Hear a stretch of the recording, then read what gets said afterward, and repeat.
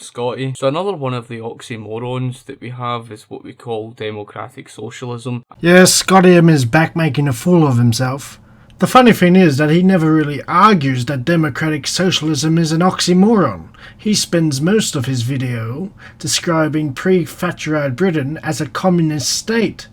Utter lunacy, I know, but it's still hilarious. Between 1945 to 1979, we saw 7 out of 10 of the Communist Manifesto planks being ticked off, or at least, and some of which just happened to be the heavy progressive income tax, the abolishment of private industry. Most of the private sector was abolished. This is absolute nonsense. State-owned industries employed 30% of the workforce and accounted for only 10% of Britain's GDP. Yet Scotty M thinks that the private sector was about to be abolished before Thatcher came to power. This is not only idiotic, but also has nothing to do with the topic. Scotty M is supposed to be explaining to us why democratic socialism is an oxymoron. Instead, he is talking absolute nonsense.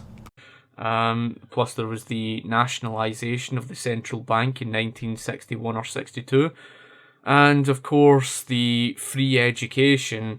Scotty has the gall to claim democratic socialism is an oxymoron whilst attacking free education, which is one of the key characteristics of a democratic education system.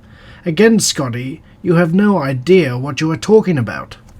And transportation was nationalised into the hands of the state. If you don't understand what the Communist Manifesto planks were, they were basically the steps towards communism. In other words, what socialism is a transition between...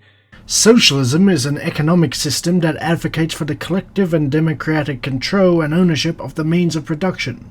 You, Scotty, on the other hand, want all the power focused in the hands of a few capitalists. The anti-democratic one here is you.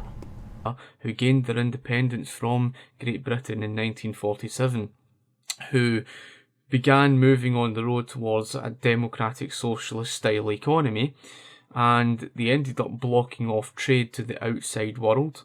And as a result of blocking trade to the outside world, money wasn't flooding into the country, and therefore, as Margaret Thatcher had once rightly quoted saying, the problem with socialism is you'll eventually run out of other people's money. Firstly, that has nothing to do with democracy. Secondly, Thatcher was the most incompetent British Prime Minister in history. She inherited a massive oil boom, but blew it on tax cuts for the wealthy, and the massive unemployment queues. Look at this chart here. This is North Sea oil production. This is what I think saved Britain. If you could see from the chart, oil production from the North Sea oil came online as she became Prime Minister and started to continue to climb up through her Prime Ministership.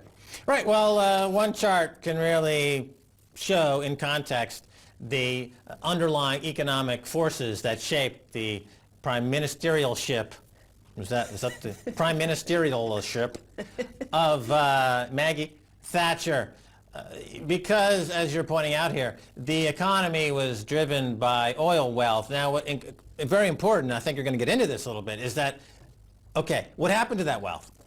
Well, first of all, the fact is the media never talks about it. They act as if she delivered some sort of miracle, that somehow out of nowhere, a Druid ritual perhaps, that they became magically wealthy by her deregulating the financial markets here at the same time that all this oil came on. Even during this crisis, as we saw in that chart, oil production was plunging. Nobody talks about that as any relationship at all to the fact that the UK economy is crumbling. It's never mentioned, very seldom, maybe in an obscure newspaper like The Guardian in the back page.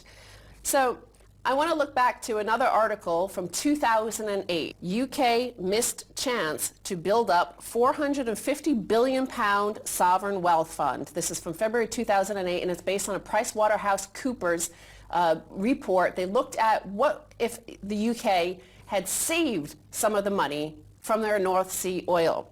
And they found that oil money allowed taxes to be kept lower than would have been possible without either rising national debt or sharp cuts in public spending as a share of the economy. Quote, since oil revenues were greatest in the first half of the 1980s, this was also when this potential effect was greatest. That was a quote from John Hawksworth, the chief economist at PricewaterhouseCoopers. So he's saying it was during the prime ministership of Margaret Thatcher that there was the greatest opportunity to save for the future of the British population. Imagine what would have happened if Britain did not have this oil money. She would have been even more of a disaster. Now, India, between 1947, moving on the road towards democratic socialism, by the 1970s, they ended up in a dictatorship. The emergency was largely in response to a massive strike held by India's rail unions. This led to the Indian government adopting more authoritarian measures and declaring a state of emergency which forbade strikes and other workers' activism. You should keep in mind that Scotty M usually supports the state repression of trade unions. When Thatcher ended the Trade Union Congress, because Thatcher fought long and hard against the trade unions because they were damaging. When Thatcher fought long and hard and she put an end to the Trade Union Congress, that alone had created 3 million plus jobs. And of course there's the most notable example we could use, which of course is Venezuela. Venezuela elected Hugo Chavez in 1998, and he of course became the leader of Venezuela. And between 1998, when they were sitting 99th on the Freedom Index, by 2013, when Hugo Chavez had passed away, they were sitting 174th on the Freedom Index. Once again, Scotty M provides no sources to back up his claims. He never does. The truth is that Venezuela is still a parliamentary democracy.